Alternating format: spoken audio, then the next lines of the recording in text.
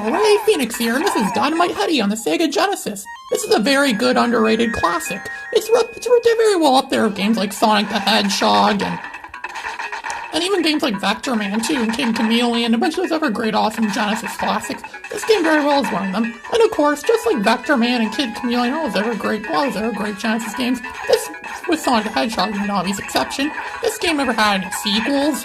This game's really fun. You play as Dynamite Headdy, some guy that's like Rayman. This game actually came out before the original Rayman, so I guess Rayman was a copycat, actually. It's very similar to Rayman. He walks around through platforms, he punches stuff with his head, he hits stuff with his head, kind of like Bonk the Caveman from the NEC's mascot. And yeah, he's basically a puppet. It's like a puppet show. He has to save his people from an evil villain named Dark Demon. Dark Demon also sounds too similar to a Rayman villain. I wonder who the real copycat hero was. Who's copying who? Was Dynamite Headdy copying Rayman? Or was Rayman copying Dynamite Headdy? It looks more like Rayman was copying Dynamite Headdy, if anything. And then again, Rayman never got to appear on Sega Genesis, but Dynamite Headdy did, most because it's made by Sega, and he was developed by Treasure. I believe that same company had developed Gunstar Heroes, which is another great classic game on the Sega Genesis.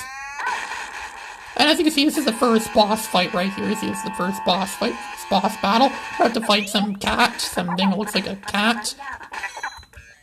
We see that cat a bunch of times throughout the course of this game. He's some evil, I don't know, he's like one of the main villains of this game, one of the main bad guys of this game. I don't know what his point, I don't know what's up with him, I don't know what his deal is or anything like that. He gets overly powered, like in this scene. They're putting up that background thing from Street Fighter 2, that Japanese background thing. And then when he gets like that, you have to punch him. Then he makes a face that looks like he's constipated. And then he's gonna start using more powers again, too. More like he's some kind of mystical wizard or some odd thing like that. He's gonna jump now. He's gonna try to run into this with his head first. Everyone seems to use their head first in this game. Even though hitting your head on things is, not very good for you. Probably you shouldn't hit your head. Most people that do hit their head on things typically end up with brain injuries or brain trauma, things like that. And I got that secret point for destroying that toy robot thing earlier. It's gonna accumulate my score, and that you can see here, which score doesn't really matter. Score is mostly meaningless in this game. Score never really does much for you in this game anyways. So what's the point even using it, or what's the point even having it in there? It's just completely abandon it, like they did in Mega Man 2 and onwards. Who needs score in a 2D platformer? It's redundant. I mean, Sonic 2, it had kind of a purpose in Sonic 2. Because in Sonic 2, if you get a certain amount of points into it, you got a new life, which a lot of games do that. But I don't believe this game does. You can't even view the score during the game. If you just play the game and don't pay attention to those end level scenes, you're not even going to realize the game had a score. I have a lot of fond memories of playing this game on my Sega Genesis back in the day when I was in middle school. Back in the time when I'd get bullied and the teachers would deny me getting bullied. And they'd think that, oh no, you're not getting bullied, which I really am, but they would hide it. And they tell me this game is fake. Tell me all the other stuff I like is fake.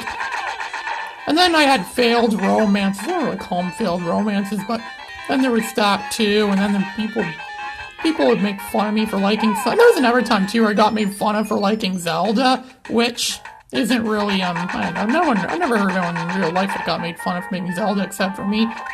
You might get made fun of for liking Dynamite Headdy, you might get made fun of for liking Sonic. Then again, kids these days, kids back in those days, playing nothing but Call of Duty. I was the only kid that didn't like Call of Duty.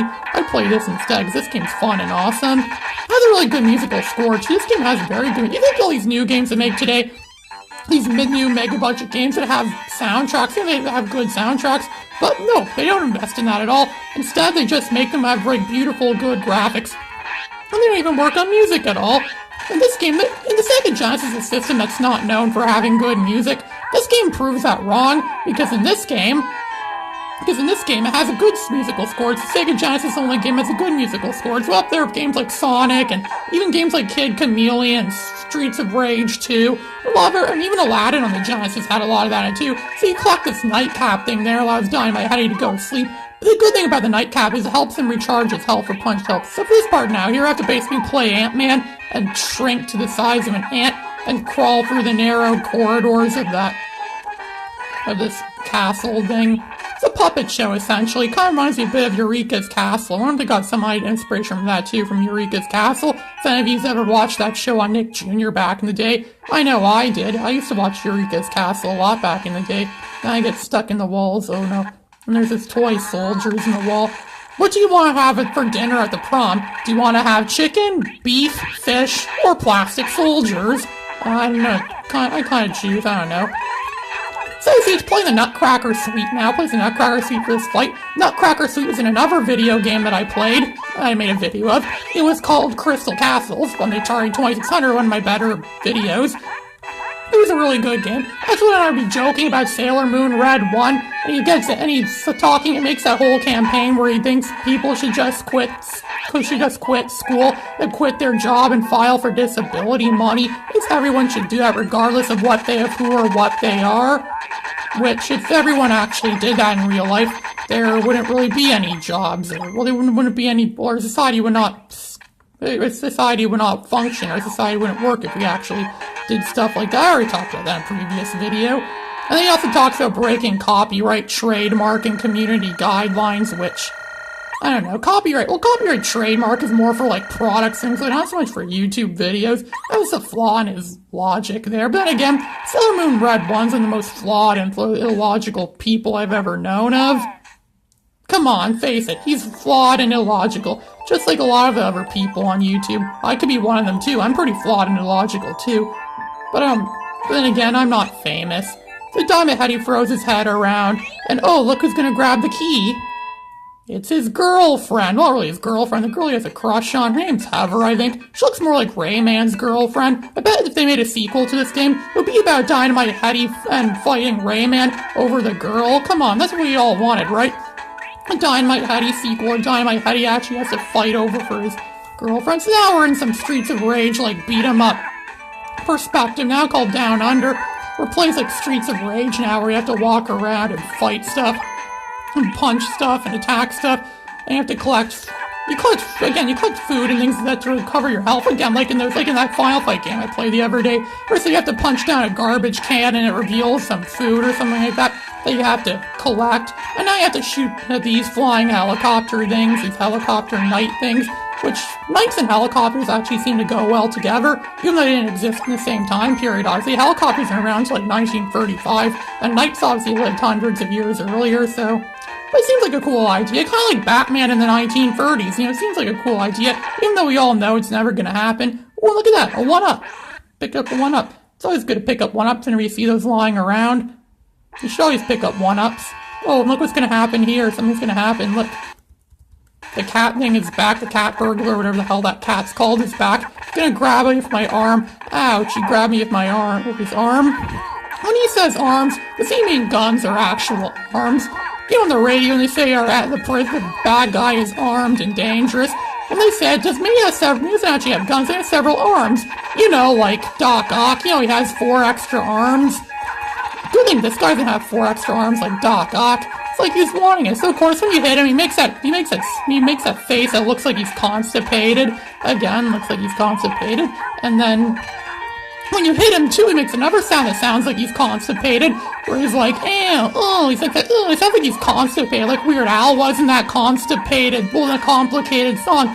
The Complicated song by Weird Al when he got constipated from eating all that cheese pizza, and then he said, in the bathroom. That's where Nintendo Capri Sun got his catchphrase from, in the bathroom. It's from that Weird Al song, in the bathroom, in the bathroom.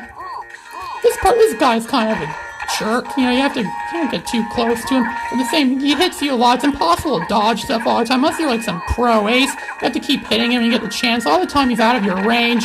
Well out of your range. You have to, move the thing. I don't know if I'm supposed to move my D-pad around my Sega Genesis controller, or like that, I don't know. My Sega Genesis controller is still perfectly intact, which is quite a big surprise, considering how much times I played this game. Oh, we got another secret bonus point. Listen to that. Another secret bonus point. There we go. We got him. We destroyed him. Destroyed that cat thing again. I hate those cat things. Why are cats always bad guys and things?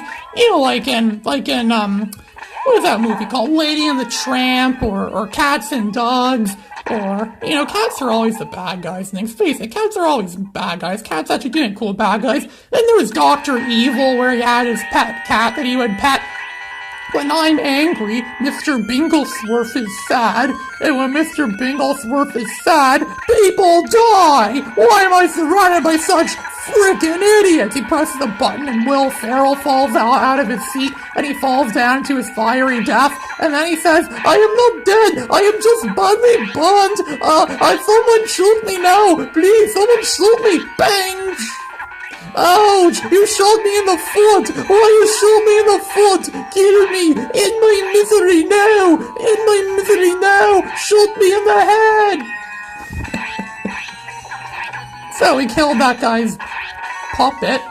Now I have to kill the puppet master, which is kind of useless without his puppets. I have to stand here and keep hitting him several times. It's like that boss in Jumping Flash 2 that was kind of like that, where there's the two clown guys. There, we destroyed him. And that's all for this video. This is Ray Phoenix signing out.